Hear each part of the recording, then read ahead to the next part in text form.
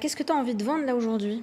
Moi, je veux que les gens prennent conscience que, tu vois, au niveau de tout ce qui est impôts, URSSAF, tout ça, euh, on est le premier pays en France à avoir autant de niches fiscales. Il y en a plus de 470, même si le projet de loi veut revoir à la baisse ce nombre de niches fiscales. C'est quand même hyper important de se dire que on peut investir, bien placer son argent, le faire d'une manière économique et d'un point de vue raisonnement durable et éthique et social, tout en ayant des économies et créer son propre patrimoine.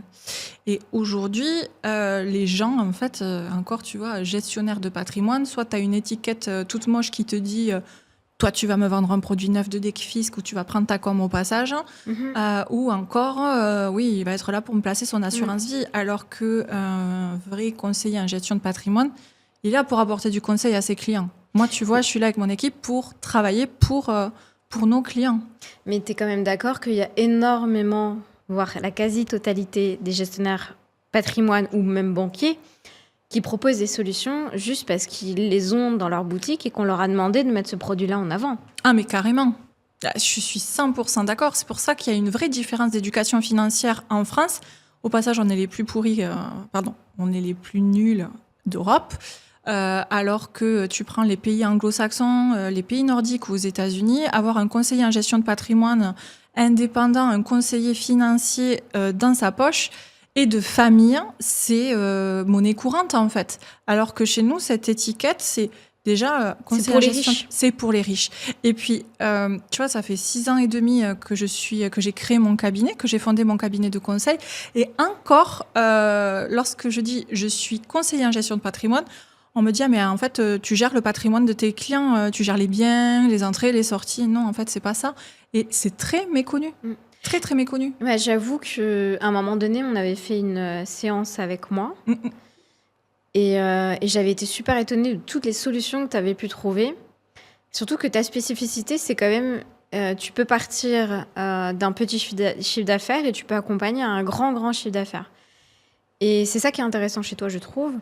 C'est-à-dire que même avec un petit chiffre d'affaires, tu nous montres à quel endroit on peut ne pas dépenser ou se faire taxer.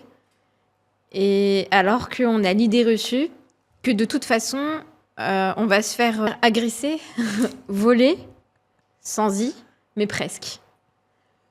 Et que par l'État, tu vois. Yes. Alors que, comme tu dis, il y a énormément de lois. Toi, tu connais les lois, tu connais les règles du jeu, tu permets d'être dans la légalité. Et c'est vrai que les personnes qui se disent je fais pas forcément énormément de chiffre d'affaires, donc je peux pas aller la voir, c'est une vraie idée reçue. Parce que je t'ai vu accompagner des personnes qui n'avaient pas forcément beaucoup de chiffres. Ça, ils ont un pouvoir d'achat qui est beaucoup plus important, ils sont beaucoup plus sûrs d'eux, ils savent où ils vont. Et tu regardes leur projet pour qu'ils puissent avancer et augmenter leur chiffre d'affaires au final. Mais la première étape, c'est vraiment de fermer les vannes, quoi. Yes. Mais tu sais, c'est comme la première fois où tu prends ta voiture, en fait.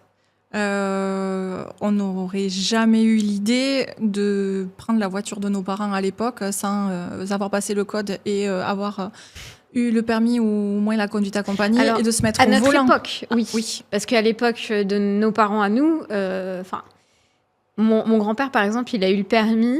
Alors qu'il était en train de passer le permis, il a mis la voiture dans le caniveau. Et pour avoir le permis, il a juste offert l'apéro, en fait, au... Ah oui, c'est pas mal. Et c'est une époque, c'est une époque. C'était l'époque de mon grand-père et voilà. Tout ça pour dire que ça dépend à quelle époque. Hein. Complètement. Mais nous, voilà, sachant qu'on est des années 80, on est vieilles. Pas du tout, nous sommes sages. C'est différent. Et en fait, si tu veux, pour moi, peu importe le chiffre d'affaires que tu fais, peu importe le nombre d'années où tu es dans l'entrepreneuriat, que tu as ta boîte ou que tu es un libéral, on s'en fout du statut. Peu importe la rémunération que tu prends et le patrimoine que tu as toujours les mêmes problématiques. Tu trouves que les fins de mois sont pas forcément simples, tu sais pas où part ton argent, tu trouves que tu es oppressé par l'URSSAF, par les taxes, par l'impôt. Tu as l'impression qu'il faut toujours être en train de générer encore plus de chiffre d'affaires pour pouvoir payer tout ça. Mais d'un autre côté, l'entrepreneur, il a tellement peur de se rémunérer, parce que oui, on est taxé en France, mais on a quand même un système encore social qui est là et de protection au niveau de la santé, normalement, qui nous permet de pouvoir bien se protéger. Et on se retrouve dans une situation où on se dit, en fait, je me paye pas, très peu. Et souvent, tu te rends compte, il y a 41% des entrepreneurs qui se payent le SMIC en France. Oui.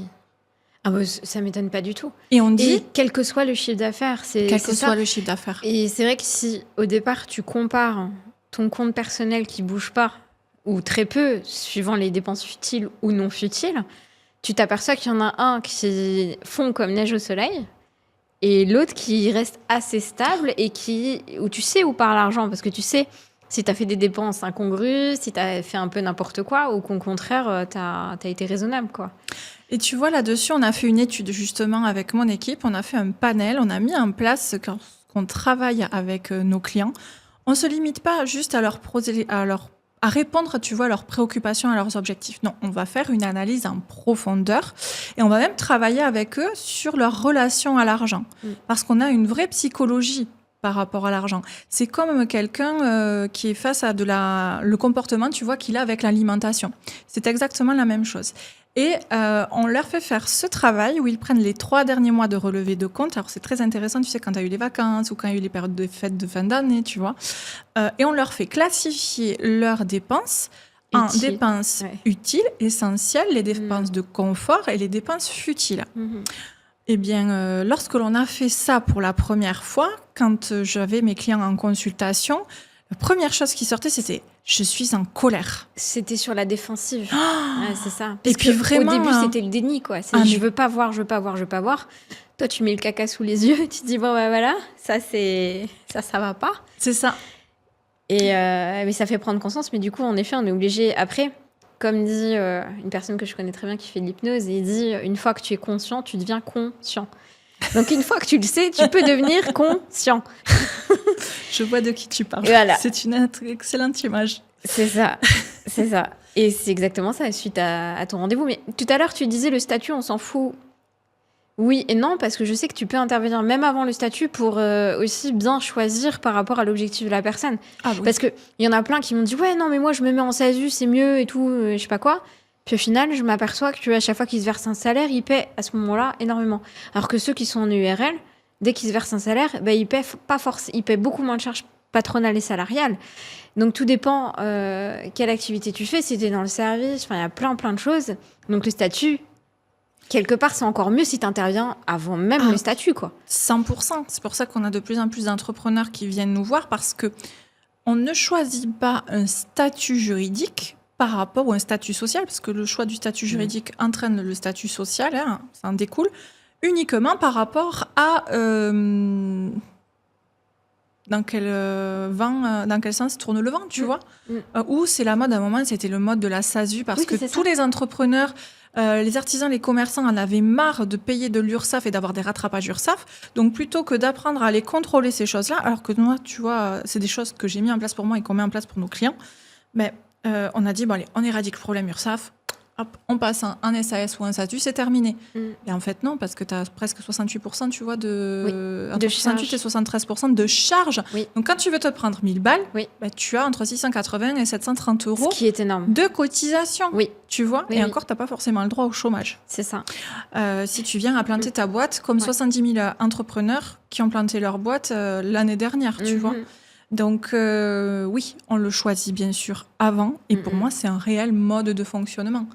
Est-ce que tu crois ou non au système de répartition français pour la retraite ? Quel est ton état de santé ? Parce qu'en fonction du statut social que tu as, tu ne pourras pas être couvert pour Mais comme tu dis, c'est pas l'expert comptable qui va dire ça. En fait, par exemple, quand je suis allée voir mon expert comptable, au début, jusqu'à 2014, j'étais juste en auto-entreprise. Après, j'ai monté le URL et CRL, là. Enfin, ce qui est l'équivalent. Mais mon expert comptable ne voulait pas que je me mette en URL. Il m'a dit que c'était une grosse connerie, etc. Mais je l'ai fait et j'ai eu raison parce qu'au final, ça m'a permis de me développer. Ça me permet d'employer parce que maintenant, salarié, j'en ai. C'est super. Mais sans ça, j'aurais pas pu. J'aurais pas pu me développer non plus alors que je fais bosser des prestataires. Donc, j'aurais pas pu déduire mes charges.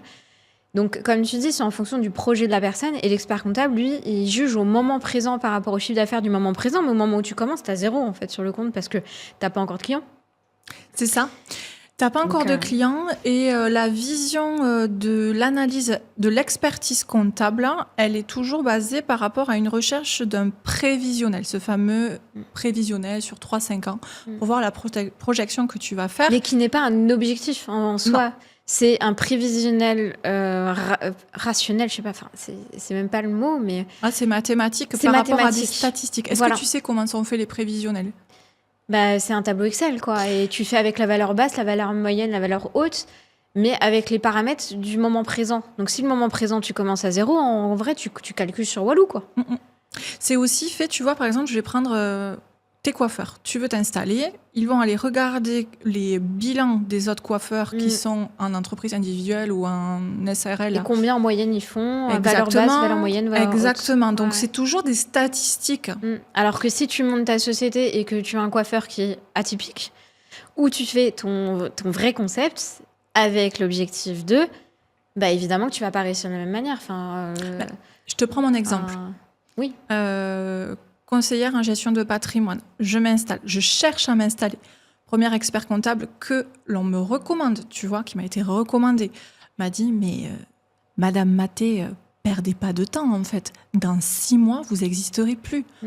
Prenez le statut d'auto-entrepreneur. Ouais. Sauf que... on m'a fait la même chose. Sauf qu'en plus, mon statut, ayant la compétence juridique appropriée, je ne peux pas. Oui, parce que tu as l'ORIAS et tout ça. Oui. Donc, tu peux pas être en auto-entreprise. Je ne peux pas du tout. C'est interdit, tu vois, par la loi. Et l'expert comptable me le dit. Après, c'est OK. Il y a de bons experts et des experts moins expérimentés ou de moins bons conseils dans tous les métiers. Comme en conseil en gestion de patrimoine. Mais c'est vrai qu'en tant qu'expert comptable, c'est quand même costaud ce qu'il t'a dit. Ah, mais c'était très, très dur, tu vois. Là, c'est costaud parce que... C'est comme s'il te mettait dans quelque chose du « Ah je crois pas en ce que tu fais alors que tu peux le recevoir comme ça. » Yes. Et en plus de ça, il n'a pas le côté « Je te sécurise en te disant ce qu'il faut que tu fasses au niveau statut pour que tu sois dans la légalité. » Ça veut dire qu'il y a carrément un manque de culture. Culture entrepreneuriale. Et ça, c'est... Je préfère l'expert comptable qui disent « Bon... » Parce qu'il y en a qui sont hyper spécialisés aussi. Hein. Oui. C'est-à-dire qu'ils ont que des médecins, il y en a qui ont que des personnes en bâtiment, etc. Donc... Ça, c'est plutôt pas mal d'avoir quelqu'un qui... Ah, mais c'est plus tu es... Et ça, je pense que c'est valable pour n'importe quel métier. On est d'accord. Plus tu vas être niché et expert, spécialiste dans un domaine, mieux c'est. Tu vois, moi, par exemple, la comptabilité agricole, c'est quelque chose que je ne connais pas. C'est tellement spécifique et tous les experts comptables ne peuvent pas faire cette lecture-là, tu vois. Donc, et c'est OK. C'est là où j'avais été étonnée aussi, tu sais, quand tu m'as présenté les personnes pour les feuilles de salaire. Là. Oui, pour la protection sociale. Voilà, yes. quand j'ai fait mon premier salarié, tu m'as mis en contact, mais au début, je m'étais dit, pas de problème, mon expert comptable, il va faire une feuille de salaire et il va pas me... Hein. Parce que je me suis dit, même, il est haut placé, même en tant qu'expert comptable, c'est quelqu'un vraiment d'exceptionnel et même professionnellement qui est exceptionnel. Donc, je lui ai cassé du dos un peu sucre sur le dos tout à l'heure. C'était pas spécifiquement pour le critiquer parce qu'il est très, très bon dans son domaine. Juste pour ça, au début, j'ai pas compris. Il était complètement bloqué. Et il m'a dit, non, pour les feuilles de salaire, c'est trop spécifique, c'est hyper compliqué, faut demander à d'autres personnes, etc. Donc, au début, je me suis dit, mais c'est pas possible. Pour moi, c'est la base. Parce que t'as les micro-entreprises, t'as l'entreprise... EURL, SARL, et le but d'une SARL, c'est pas d'avoir juste le patron au-dessus, puis c'est tout, qui vit carrément sur sa société. C'est le but de développer. Donc, d'avoir des prestataires, d'avoir des salariés. Donc, et en auto-entreprise, t'es pas obligé d'avoir un expert comptable, alors qu'en SARL, EURL, t'es obligé d'avoir un expert comptable. Donc, du coup, j'ai pas compris. Je me suis dit, tout expert comptable, il existe juste pour, limite, dans un premier temps, savoir faire des feuilles de salaire. Et là, non, il était complètement dépassé.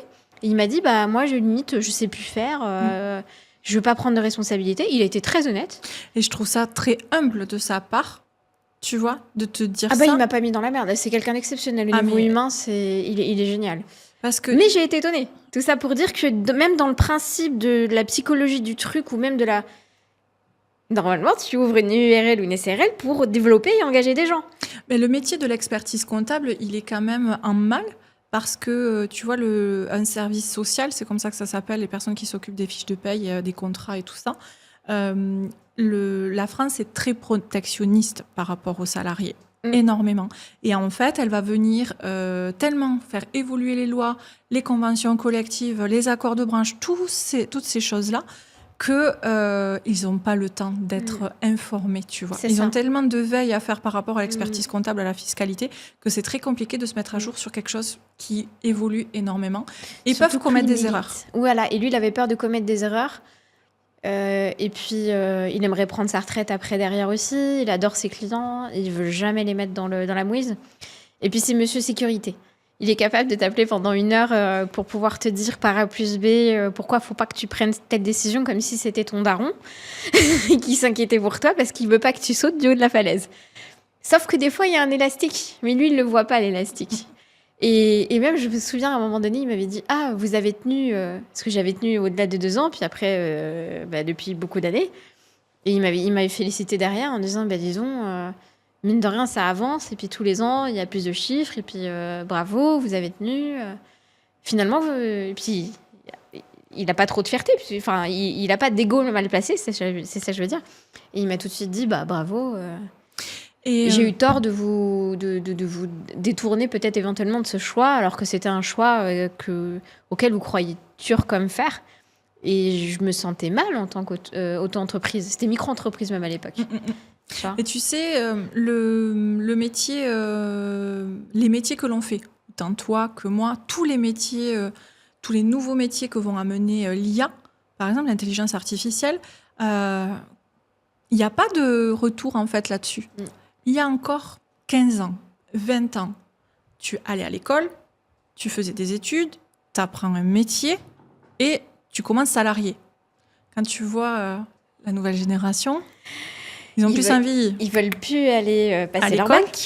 Ils veulent plus aller passer leur bac. Et d'un autre côté, qu'est-ce qu'ils rêvent de faire de devenir entrepreneur. Ouais.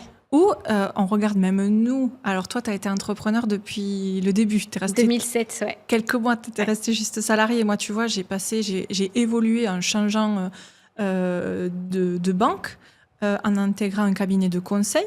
Mais j'ai jamais fait le même métier toute ma vie. Tu as des personnes à l'époque, j'avais des collègues, elles avaient commencé au guichet, avec les billets, là, tu sais. Ouais.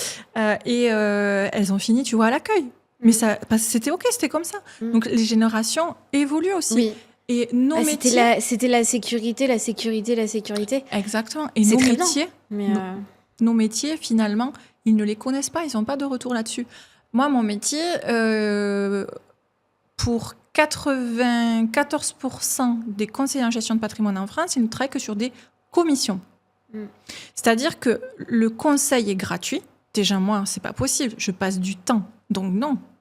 OK, c'est de la matière grise.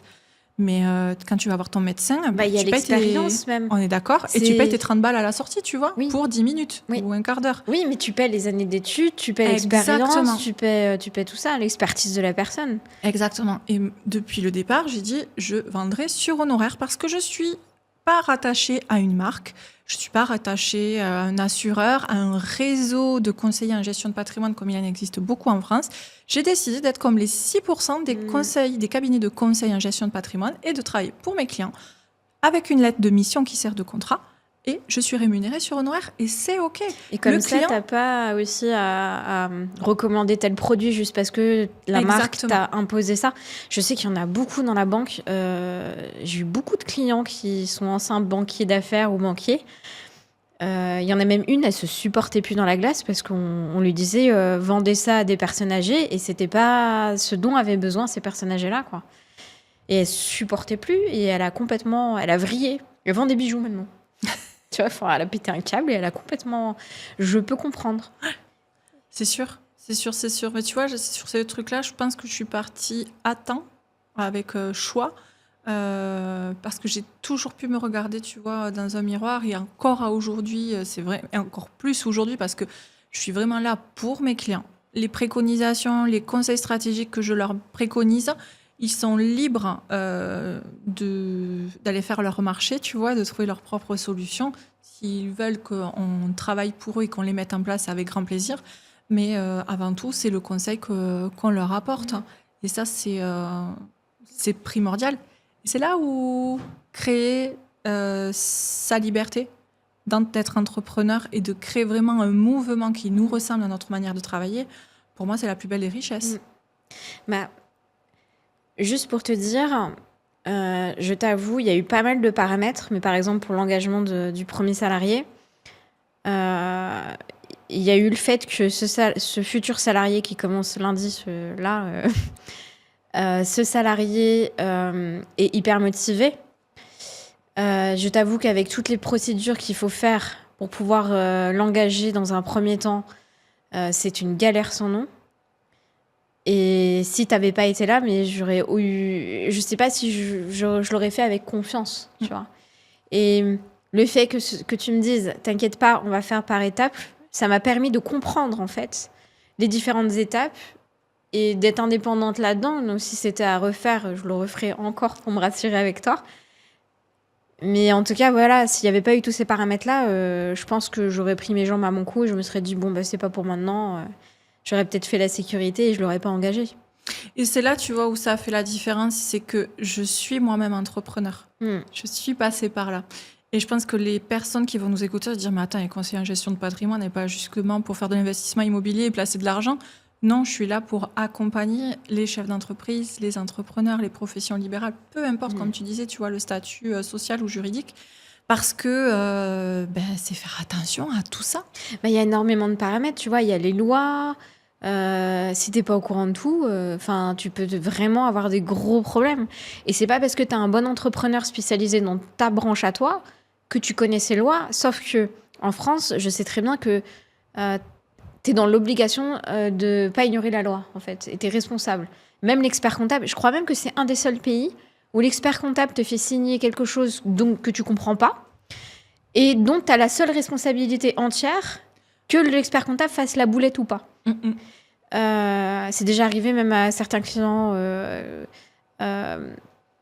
Par exemple, ce client-là a demandé à son expert comptable s'il n'y avait pas des charges supplémentaires sur les salaires auquel lui-même avait pensé. L'expert comptable a dit mais non. Redressement de fou sur 30 salariés, quoi. Et pour le coup, va te retourner. Tu peux pas te retourner sur l'expert comptable. Alors que tu vas dans les autres pays, l'expert comptable, il est responsable de son travail. Alors qu'ici, tu peux essayer de l'attaquer, mais bon, parce que n'importe qui peut attaquer n'importe qui, de toute façon, en France. Mais qu'est-ce que tu fais derrière ? Parce que juridiquement, tu as signé quelque chose, même si tu n'as pas compris le truc, nul n'est censé ignorer la loi, encore plus un chef d'entreprise. Il peut pas dire je ne savais. Tu peux dire je ne savais pas, mais tu as la responsabilité tu te dois de savoir, quoi. Tu te dois de savoir, de t'informer, de te former. Alors que tu vois, depuis que l'auto-entrepreneuriat, la micro-entreprise a vu le jour, au départ, Sarkozy, quand il a mis ça en place, c'était pour permettre à des personnes salariées d'avoir un complément de revenus ou les retraités. Mais c'était avant Sarko, parce qu'il y a eu auto-entreprise, mais avant, il y avait micro-entreprise, c'était l'équivalent, hein, mais c'était bien avant Sarko. Ah, il me semblait que c'était Sarkozy qui avait... j'ai commencé en 2007 et j'étais en auto-entreprise. Ok. Donc, Sarko, c'était après. Hein. D'accord. Ah ouais. Fort possible. Ouais. Je te crois. On regardera mais ça. Je pense que l'auto-entreprise, je suis d'accord. Je crois que c'était Sarko. Vas-y. Et avant Sarkozy, il y avait l'auto-entreprise. Alors peut-être qu'il y a des choses juridiques qui ont changé entre les deux. Ou alors ils ont juste changé le nom et du coup voilà. Mais ça existait puisque j'avais une auto-entreprise. Ouais, tout à fait. Et déjà, c'était pour légaliser le black qui pouvait être fait. Sauf que ça a servi à énormément de gens pour faire du black. Il y en a plein, ils ont des micro-entreprises et ils l'utilisent pour faire du black. Ils disent j'ai pas eu de chiffre d'affaires. Et ils sont payés en black. Ok. Ouais. Énormément. C'est entre parenthèses. Ça concerne pas les clients, tes clients à toi, puisque de toute façon, toi, t'es là pour déclarer les trucs. Donc, on est bien d'accord. Et tout passe au crible, tout est déclaré, tout est optimisé. Et pourtant, les clients payent plus d'impôts ou très, très peu avec les stratégies qu'on leur met en place personnellement. Mais oui, c'est vraiment... par rapport, tu vois, à la micro-entreprise, aujourd'hui, on en fait une banalité. Ce que je veux dire par là, c'est que non, mais moi, je choisis la facilité, les papiers, c'est pas pour moi, gna gna gna gna gna. Donc, du coup, je me mets... C'est vrai que t'as même pas de compta à faire. T'as rien. Il n'y a pas de compta parce que t'es imposable sur le chiffre d'affaires et pas sur le bénéfice. Donc en fait, tout ce que tu rentres, et tu as même le droit de le rentrer même sur ton compte personnel, t'es imposable 25% dessus et c'est tout. Enfin, je dis c'est tout, c'est déjà beaucoup. Mais c'est tout. C'est ça. Donc Sauf c'est que- pour ça qu'il n'y a pas besoin de compta, parce qu'il n'y a pas de rentrée-sortie, puisque tu peux déduire aucune charge. Les sorties, c'est que tes courses ou le cinéma ou ça. Et encore, ça fait partie des dépenses perso.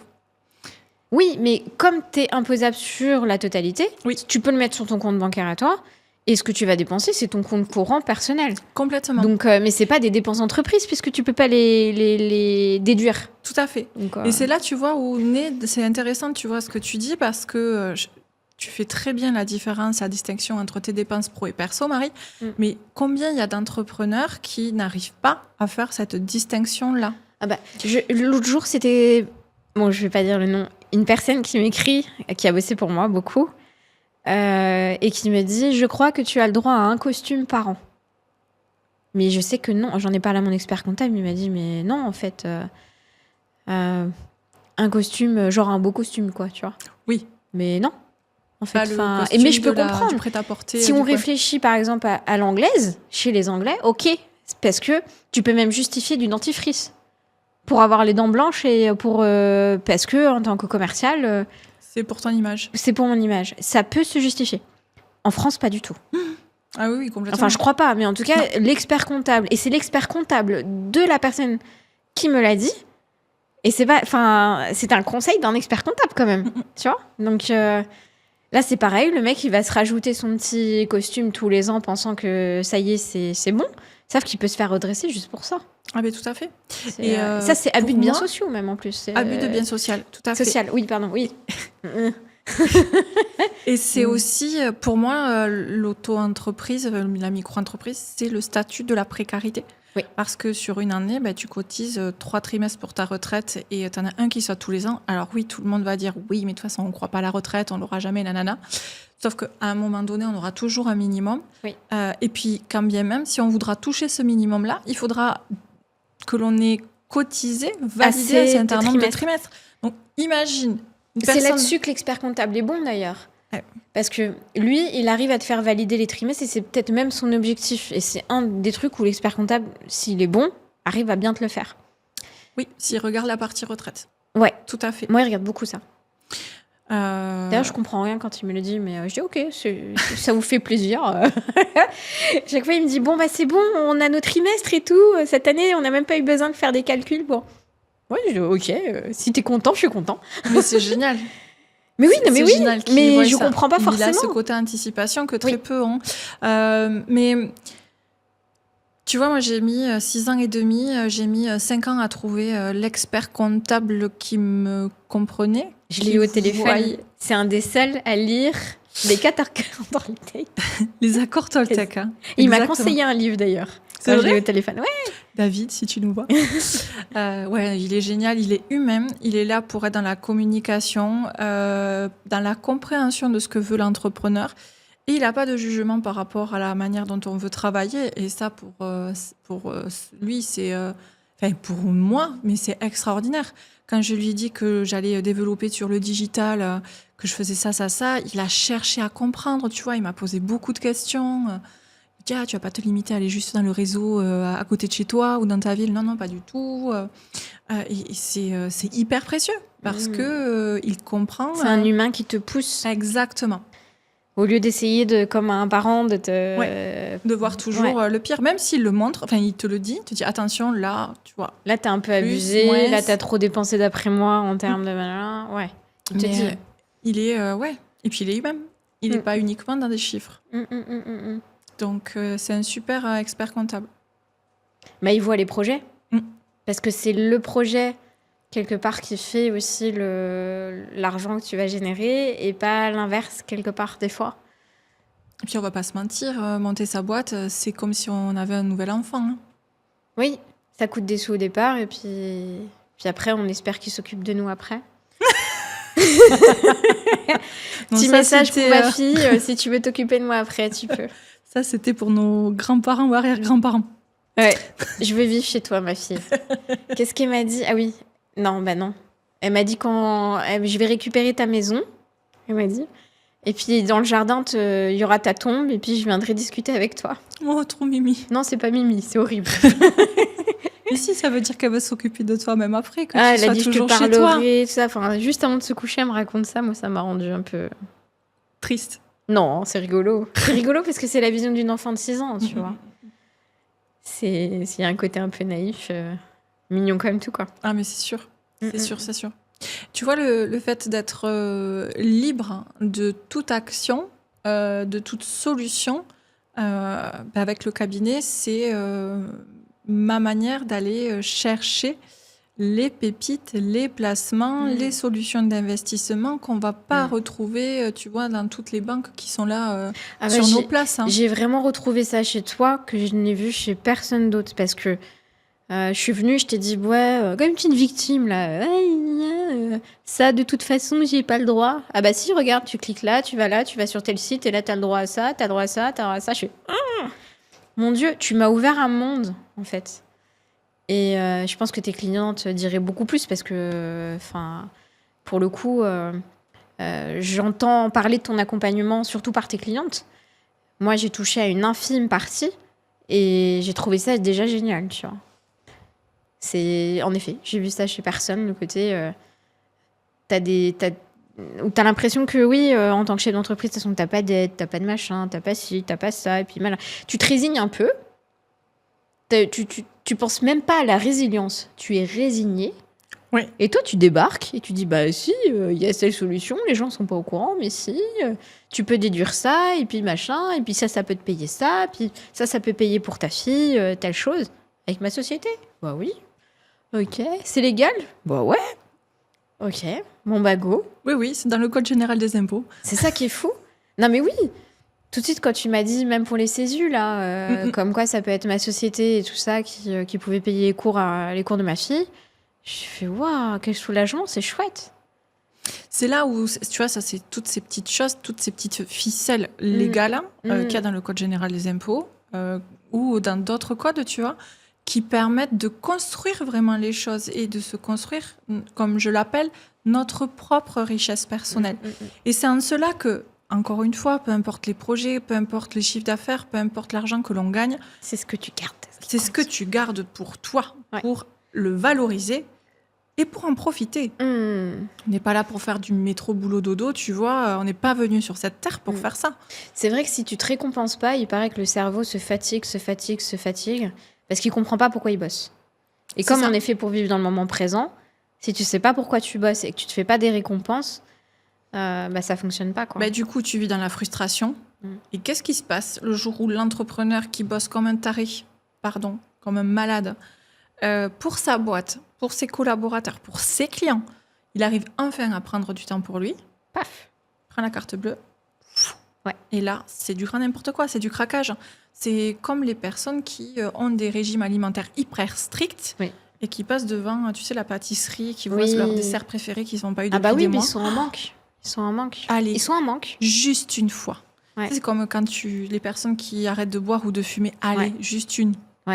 Et puis une ou un en entraîne un nouveau, tac, et on repart. Et moi, ça veut pas voir. C'est comme les personnes qui sont alcooliques, elles veulent pas forcément.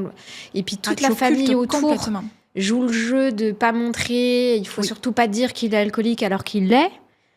Pareil sur les jeux d'argent, il faut surtout, ça devient un tabou autour. Il faut surtout pas lui dire alors qu'il le sait très bien. Et là, pareil, sur les craquages, comme tu dis, de l'entrepreneur qui d'habitude ne se paie rien, puis tout d'un coup va partir aux Seychelles en prenant un hôtel hyper cher juste parce qu'il est hyper cher, pensant se nourrir de ça, mais au final... et que ça lui rapporte rien à la sortie, tu vois, si ce n'est de la culpabilité quand il va arriver à la fin de son séjour parce qu'il n'y a pas eu d'organisation, d'anticipation, de génération de chiffre d'affaires, de rentabilité et avec de les bénéfices. Budgets aussi, donc toutes les choses que tu m'as montrées aussi, de budgétiser les choses, ça te permet de scinder, de rendre accessible aussi. Et ça, tu vois, c'est encore vraiment en fonction de la psychologie qu'on va avoir. Il y a des personnes qui sont basées plus sur une psychologie de budget, d'autres sur une philosophie de comment on dépense l'argent. Si tu dis à une personne qui est dépensière, on va te mettre en place des budgets, C'est comme si une personne qui est gourmande, tu vas lui dire, on te fait un régime alimentaire strict. Ouais. Tu es sûr que Tu vas la perdre tout de suite. tu la perds. Et puis, Ouais. Elle est frustrée, elle est en manque. Énormément. Et c'est là où travailler sur la relation à l'argent, la manière dont on travaille, et aussi... À savoir si on est boulimique, anorexique, entre les deux. Oui. C'est tout à fait contrôlant.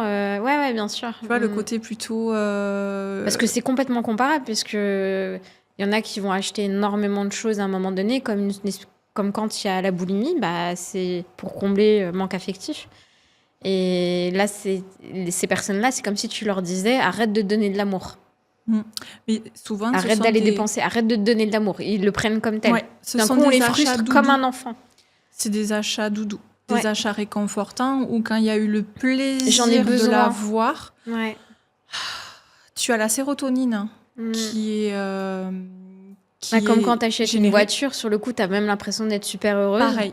Mais en fait, au bout d'un moment, t'es pas plus heureuse dans ta Renault que dans cette voiture-là. C'est juste plus confortable et c'est tout. Ça. Et on est dans cette société de consommation et on se dit qu'on a acheté ça, mais on veut le toujours plus. Et on a le droit. On a le droit. Pourquoi l'autre, il a le droit et moi, j'ai pas le droit? Il y a ça aussi. Pour ça que la relation, la manière dont on se comporte avec l'argent, c'est vraiment la relation propre et comprendre les mécanismes profonds qu'on peut avoir avec l'argent. Parce que souvent, on s'inflige des choses à nous-mêmes. Ou on a entendu, mais t'étais nul en maths, donc voilà. Du coup, nul en maths, donc nul en argent, nul pour le garder, le préserver, le faire travailler. Beaucoup de femmes ont peur, tu vois, d'investir. Les hommes, ils ont plus de facilité avec l'investissement. Je pense que, tu vois, par rapport aux générations passées, il y avait beaucoup plus d'hommes entrepreneurs, de par les métiers de l'artisanat, par exemple. Aujourd'hui, tu as des femmes qui font tout métier de l'artisanat, je trouve ça génial. Oui. Mais du coup, les femmes, on était plus dans nos lignées, à être dans nos familles, tu vois, à tenir le budget ménage, les courses, à faire la petite liste. Moi, je me souviens, ma mère, tu vois, faisait la liste des courses avec tous les prix. Et c'est tous les prix par cœur, le lait, le beurre, le sucre, les yaourts, alors que un homme, c'est non, allez, on se lance, on investit. Non, la femme, ça va être... Oui, alors attends, petit à petit, est-ce que c'est bon? Est-ce que tu crois que je peux me lancer? Est-ce que je vais pas me faire avoir? Mais non, mais j'ai jamais fait ça. Attends, faut que je demande autour de moi. Sauf qu'à force de te poser 10 milliards de questions... T'as le temps de mourir 3 fois. Oui, et puis d'écouter Tata Ginette ou le voisin d'à côté... Qui a jamais investi. Ah, fais pas ça, c'est tellement nul, c'est tellement machin. Tu sais qu'il y a des moments... il y a des moments où je n'écoute plus du tout ma famille sur des sujets bien particuliers parce que... dès qu'il s'agit d'investir, pour eux, c'est se mettre en danger et ça sert à rien, autant rester dans son petit confort avec ses petits clients tels qu'on a là. Et dès que je fais une dépense d'investissement, je leur en parle pas parce que sinon, ils sont en panique. Ils sont en panique totale et ils seraient du genre à me communiquer cette panique-là. Et ils préféraient largement que je reste dans mon coin.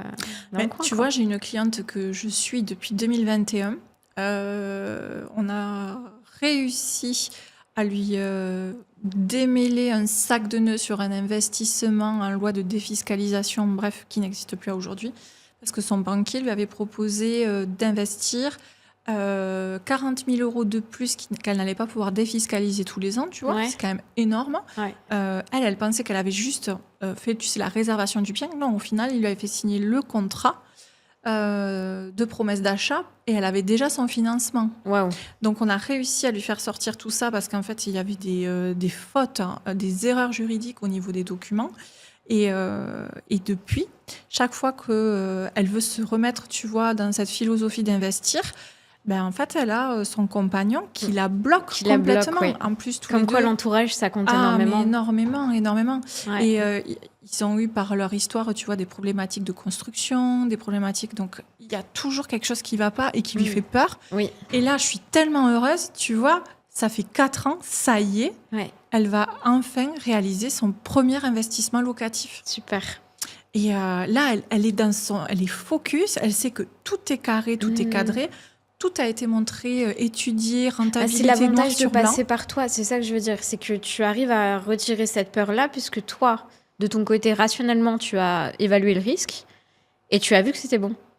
Donc en fait, c'est comme si toi, tu prenais la responsabilité de la décision pour la guider dans son action. Et après, c'est à elle d'agir, bien sûr. Mais, mais en fait, tu vois, étant investisseuse immobilière avec mon mari depuis 2011 maintenant, si tu veux, c'est pas juste signer chez le notaire, c'est retrousser les manches, faire des travaux. Le ménage que tu as fait il y a pas très longtemps, Le qui était un ménage peu dégueulasse, sympathique. oui, très crasseux Petit d'un départ de message, locataire. voilà. Donc, investir dans l'immobilier, c'est aussi ça. C'est pas que passif, faut mettre C'est- les gants. Voilà, c'est pas qu'avoir les revenus passifs et avoir du cash flow qui tombe tous les mois. Non, non, c'est aussi être là pour s'en occuper. Un dégât des eaux qui est arrivé à cause d'un gros orage aussi, c'est aussi ça la réalité. Et on peut pas jouer sur tous les tableaux. Si tu es là pour t'en occuper, tu as plus de renta. Par contre, tu passes plus de temps. Et dire à aujourd'hui, moi j'adore entendre dire les gens, la parenthèse, je suis rentier à aujourd'hui, je travaille plus. No way. En fait, tu bosses pour toi. Oui. Parce que tu vas voir tes locataires, tu fais tes quittances de loyer, tu t'occupes de tes déclarations, tu fais tout ça, tu mets en place tes annonces. Je crois que c'est Mathieu Stéphanie, tu sais, celui qui fait Do It Yourself, qu'on parlait. Et il interrogeait une femme qui, elle, n'avait pas voulu du tout investir. Donc, c'était une personne âgée, qui était dans la publicité toute sa vie. Enfin, c'est une femme incroyable. Et elle veut pas du tout tous les problèmes qui sont liés à la gestion locative ou à l'investissement, etc. Oui. Et elle l'assume totalement. Et elle a dit, moi, je veux pas du tout investir parce qu'elle est consciente de cette partie-là et que ça la rendrait pas heureuse. Et de l'autre côté, il y avait Mathieu Stéphanie, qui lui est un investisseur aguerri, à Lyon, par exemple, il a acheté un lieu qui est magnifique et puis il l'a restauré, etc. Ça l'a rendu heureux quand il l'a fait, mais ce serait à refaire, il le referait pas forcément vu tous les emmerdes qu'il a eu. Et c'est vrai qu'au quotidien, c'est magnifique d'avoir des projets, de les appliquer, de les faire, d'aller au bout du truc, mais ça dépend quel état d'esprit t'as. Et en effet, t'as des gens qui pensent que c'est du revenu passif, alors que c'est juste une façon de travailler qui est différente. C'est-à-dire qu'il faut être prêt à mettre la main à la pâte, il faut être prêt à accepter d'avoir des ennuis. Ah oui.